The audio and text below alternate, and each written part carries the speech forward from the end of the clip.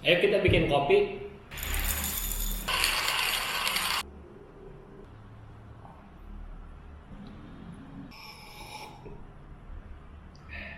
Bapak Ibu Saudara sekalian, mungkin ada yang bertanya, apa saya salah masuk ya? Bukannya ini video sapaan gembala.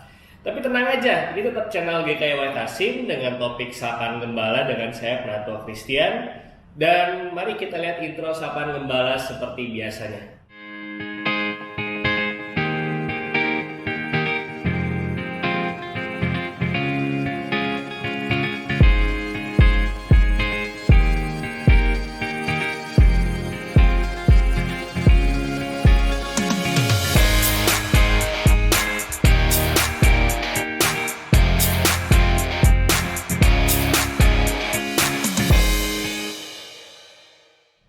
Kenapa saya mengangkat kopi? Sekali lagi balik ke topik itu. Bukankah ini sapaan gembala?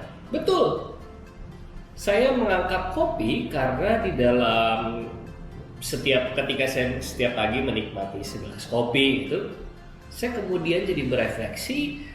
Sebenarnya hidup manusia itu sedikit banyak bisa dianalogikan dengan proses dari biji kopi hingga bisa saya nikmati minuman seperti saat ini. Biar saya jelaskan. Yang pertama yang ingin saya angkat atau analogikan adalah tingkat kematangannya. Jadi kalau di dalam perkopian itu ada yang dipanggangnya cuma sebentar, light roasted, atau yang bahkan sampai dipanggang lama, dark roasted kalau nggak salah istilahnya. Itu saya analogikan dengan usia manusia.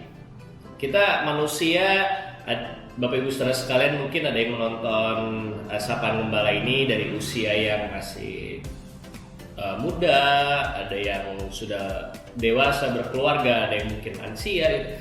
Itu digambarkan dengan biji kopi dan tingkat kematangannya tadi. Itu yang pertama. Dan kedua yang ingin saya angkat adalah tentang penggilingannya. Tingkat kehalusan gilingan itu tidak selalu harus sama dengan jenis kematangan biji kopinya. Ini saya analogikan dengan pergumulan, dengan kesulitan yang manusia rasakan. Saya pikir kita bisa sepakat bahwa manusia memiliki latar belakang, memiliki ceritanya masing-masing dan sebagainya. Dan rasanya saya juga harus mengatakan bahwa kita menemukan banyak saudara-saudara kita yang mungkin usianya masih muda, tapi mereka mengalami perjuangan yang luar biasa berat. Saya mengenal seorang yang sejujurnya sudah lama tidak saya jumpai, semenjak kecil sudah mengalami gagal ginjal misalnya. Dan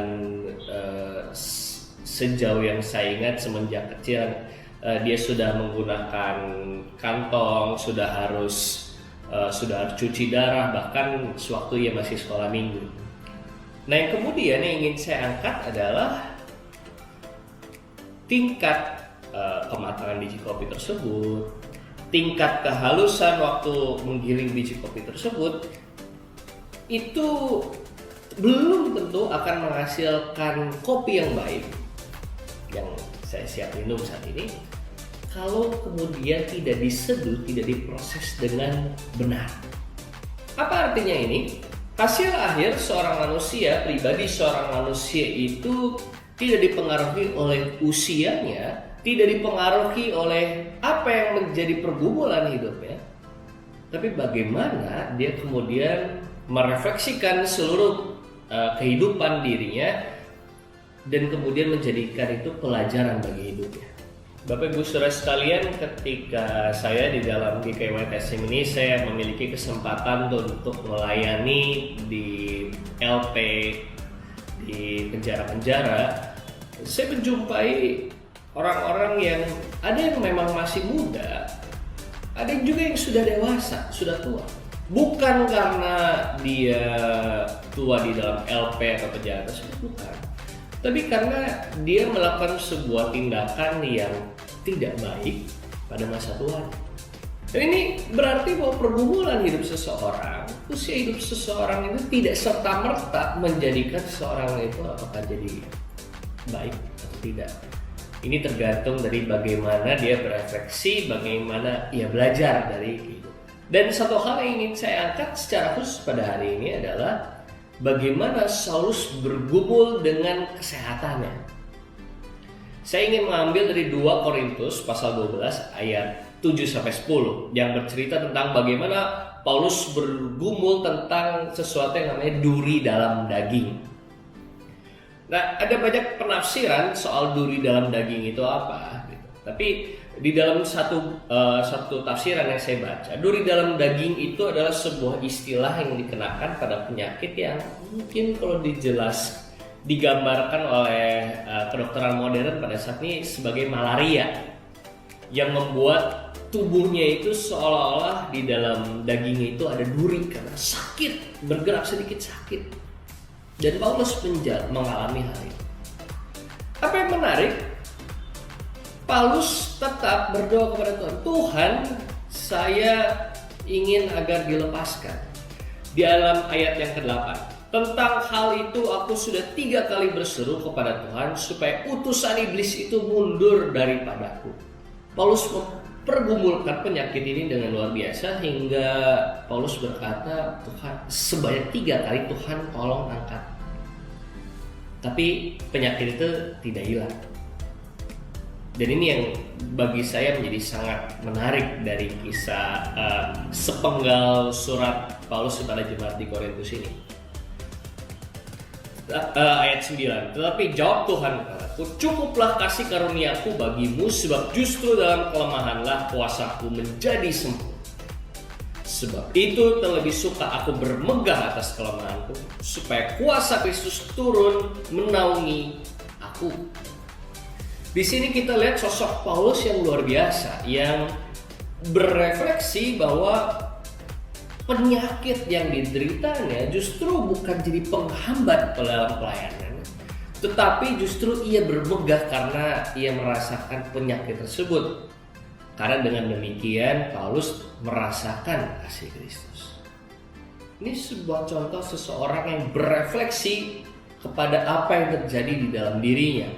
Adalah sangat sulit bagi kita untuk merasakan kasih Tuhan, terutama ketika kita menjalani penyakit yang menakut, sakit-sakit yang tak kunjung sembuh gitu. Atau mungkin dalam konteks saat ini gitu, di mana pandemi corona di mana-mana, ada orang-orang kemudian jadi bertanya-tanya, Tuhan di manakah engkau? Buktinya mana? Kok aku masih sakit? Jadi Tuhan itu mengasihi saya. Oleh karena itu Bapak Ibu Saudara sekalian, mari kita belajar dari Paulus. Mari kita belajar merendahkan hati.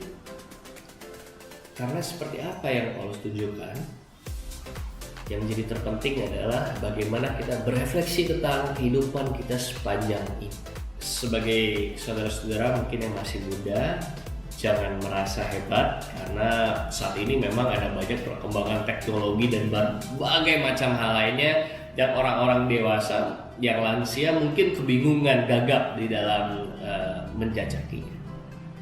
Bagi saudara-saudara yang usia sudah lanjut, mari kita terbuka juga terhadap apa yang dirasakan, apa yang dialami oleh kaum muda. Kita terbuka karena mereka mungkin memiliki pengalaman-pengalaman yang berbeda dengan pengalaman kita. Cerita-cerita yang perlu direspon dengan berbeda daripada yang waktu itu kita rasakan. Oleh karena itu Bapak Ibu Saudara sekalian, kiranya Tuhan memberkati saudara sekalian. Kiranya Tuhan memampukan kita untuk menjadi orang-orang yang bisa berefleksi tentang kehidupannya di masa yang lalunya.